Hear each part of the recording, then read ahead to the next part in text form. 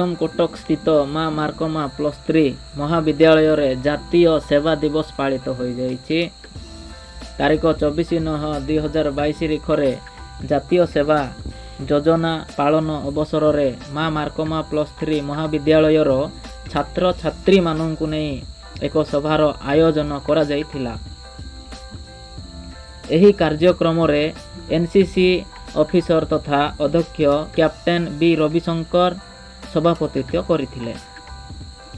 ଯୁକ୍ତ 3 ବା ଯୁକ୍ତ +3ର NCC ex programme officer doctor Ashwini Kumar Panda, Shri Niranjan Padhi ଓ ଦୀପ୍ତି ରେଖା ରାଣୀ ସଭାରେ ଯୋଗ ଦେଇ ଜାତୀୟ ସେବା ଯୋଜନା ସମ୍ପର୍କରେ ଜଣାଇଥିଲେ।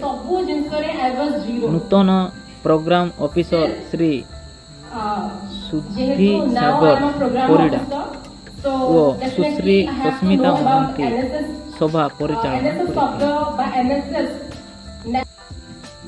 ଏହା ପ୍ରତ୍ୟେକ ବର୍ଷ ପାଳି ଆସୁଥିବାରୁ ଏହା ଏକ ଗର୍ବ ଓ ଗୌରବର ବାର୍ତ୍ତା ବୋଲି ଏହି ସଭାରେ ସମ୍ବୋଧନା ଦେବା ସହ ଏନ୍ଏସ୍ଏସ୍, ଯାହାକି ନ୍ୟାସନାଲ୍ ସର୍ଭିସ୍ ସ୍କିମ୍ ନାମରେ ପରିଚିତ, ଏହା ପ୍ରତ୍ୟେକ ଯେଉଁ ଏନ୍ଏସ୍ଏସ୍ ସର୍ଭିସରେ ଯେଉଁମାନେ ଭଲ୍ୟୁଣ୍ଟିୟର କରୁଛନ୍ତି ସେମାନେ ପ୍ରତ୍ୟେକ ଅଞ୍ଚଳରେ ନ୍ୟାସନାଲ୍ ସର୍ଭିସ୍ ସ୍କିମ୍ ବା ନ୍ୟାସନାଲ୍ ସେବା ଦିବସ ବା ସେବା ଯୋଜନା ବିଷୟରେ ଲୋକଙ୍କୁ ନାଗରିକଙ୍କୁ ଅବଗତ କରାଇବା ପାଇଁ ଏହି ସଭାରେ ମୁଖ୍ୟ ଲକ୍ଷ୍ୟ ଥିଲା। ତ ଆମେମାନେ ଜାଣିଛେ ଏନସିସି ଏବଂ ଏନ୍ଏସ୍ଏସ୍ ଡିଫରେଣ୍ଟ।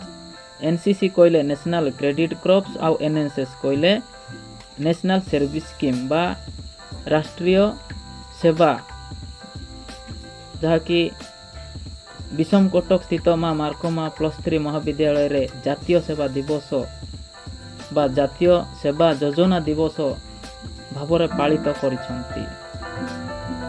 ସୁଦର୍ଶନ ପେଦାଙ୍କ report, enlighten Odisha news, Rayagada.